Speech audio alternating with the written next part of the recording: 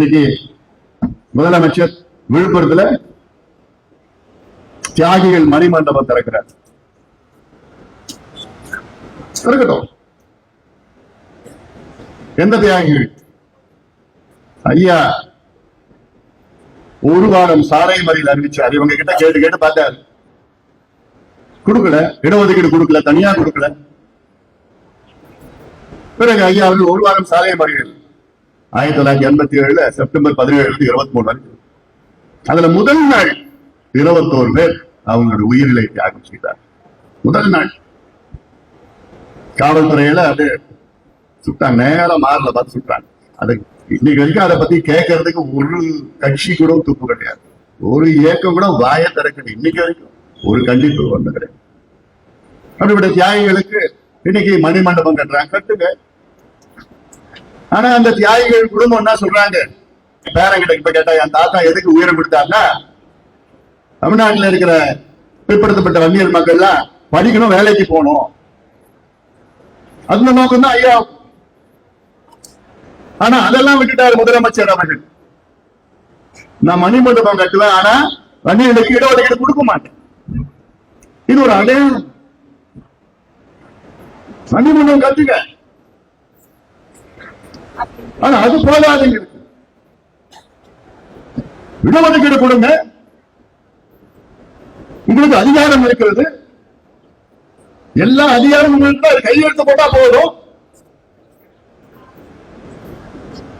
இங்க கொடுக்க முடியாத ஒரு முதலமைச்சர். ஆனா நான் சொல்றேன், தமிழ்நாடு வரலாற்றில் வன்னியர்களுக்கு துரோகம் செய்த, இன்னும் சொல்ல போனா வன்னியர்களுக்கு அதிக துரோகம் செய்த முதலமைச்சர் யார் என்று சொன்னால் வரலாற்றிலே அது மு.க. ஸ்டாலின் அவர்கள் தான் சொல்வார்கள். இது நான் சொன்னது சாதாரண வார்த்தை கிடையாது.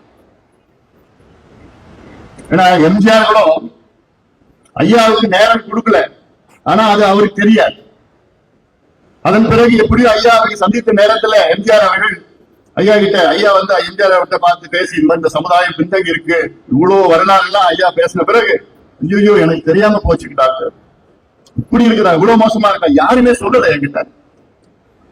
அங்க 2 அமைச்சர்கள் பக்கத்துல நின்றுட்டு இருந்தாங்க, அவங்களை பிடிச்சி திட்டுன்னு திட்டி விட்டார். பேரை சொல்ல விரும்பல நான். அந்த 2 அமைச்சர்கள் திட்டு, என்ன நினைச்சிட்டு இருக்கீங்க, இவ்வளவு சொல்லிட்டு இருக்காரு, இவ்வளவு காலமா எனக்கு ஏன் தெரியாம போச்சு. பிறகு ஐயா கிட்ட எம்ஜிஆர் சொன்னார், கடைசி காலத்துல சொன்னாரு, நிச்சயமா நான் செய்யறேன் அப்படி சொல்லிட்டு, அதன் பிறகு 15 விழுக்காடு இடஒதுக்கீட தயார் பண்ணி வச்சாங்க மசோதா. அதன் பிறகு பார்த்தா அடுத்த மாதம் எம்ஜிஆர் அமெரிக்காவுக்கு போனார். அவருக்கு உடம்பு சரியில்லை, அப்புறம் இறந்துட்டார். அதன் பிறகு கலைஞர் வந்தார். கலைஞர் கூட 20 விழுக்காடு எம்பிசியில் கொடுத்தார். அதுல எல்லாத்தையும் சேர்த்து கொடுத்துட்டார். அவர் சமுதாயம் உள்ள சேர்த்து கொடுத்துட்டார். 107 சமுதாயத்தை கொடுத்துட்டார். அவரு கூட ஏதோ பண்ணிருக்கிறார். ஜெயலலிதா அம்மையார் அதுக்கு பிறகு வந்தாங்க. அந்த அம்மையார் நல்லதும் செய்யல, கெட்டதும் செய்யல. அதன் பிறகு எடப்பாடி பழனிசாமி வந்தாரு. ஆனா 10.5 விழுக்காடு சட்டத்தை கொண்டு வந்தார். சட்டத்தை ரத்து பண்ணிட்டாங்க ஸ்டாலின் அவர்கள் ஆட்சி காலத்துல. சரியான முறையில வாதம் நடக்கல, நீதிமன்றத்துல ஏதோ போட்டுக்கிட்டு பண்ணி, பிறகு உச்ச நீதிமன்றம் ஒரு தீர்ப்பு வழங்குகிறது. என்னன்னா, தமிழ்நாட்டில் வன்னியர்களுக்கு உள்ஒதுக்கீடு கொடுக்க எந்த தடையும் கிடையாது, தாராளமா கொடுங்க, கொடுக்கலாம் என்று யார் சொன்ன? உச்ச நீதிமன்றம். அதுக்கு மேல எந்த அப்பீலும் கிடையாது. உச்ச நீதிமன்றம் சொல்லுது, தமிழ்நாட்டில் வன்னியர்களுக்கு உள்ஒதுக்கீடு கொடுக்கலாம், நியாயப்படுத்தி கொடுங்க, தரவுகள் சேகரிச்சு நியாயப்படுத்தி கொடுங்க, அவ்வளவுதான். இப்படி உச்ச நீதிமன்றம் சொல்லி 3 வருஷம் ஆகுது. ஆனா மு.க. ஸ்டாலின் அவர்களுக்கு கொடுக்கறதுக்கு மனசு இல்லை.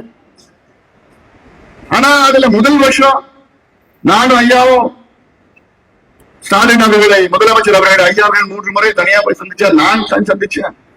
நம்முடைய ஜி.கே. மணி அவர்கள் எல்லாம் சந்திச்சாங்க. குழுவெல்லாம் போய் எத்தனையோ முறை சந்திச்சு, ஒவ்வொரு முறையும் முதலமைச்சர் ஸ்டாலின் அவர்கள் நிச்சயமா நான் செய்யறேன்னு சொல்லியே நம்பிக்கை ஊட்டினார். ஐயாவுக்கும் எங்களுக்கும் நம்பிக்கை ஊட்டினார். நிச்சயமா செய்யறேன். ஒரு முறை என்னன்னு சொன்னாரு, ஏன் அசம்பிளியில ஸ்பெஷல் செஷன் வச்சுக்கிட்டு நான் கொடுக்குறேன், அந்த அளவுக்கு சொன்னார்.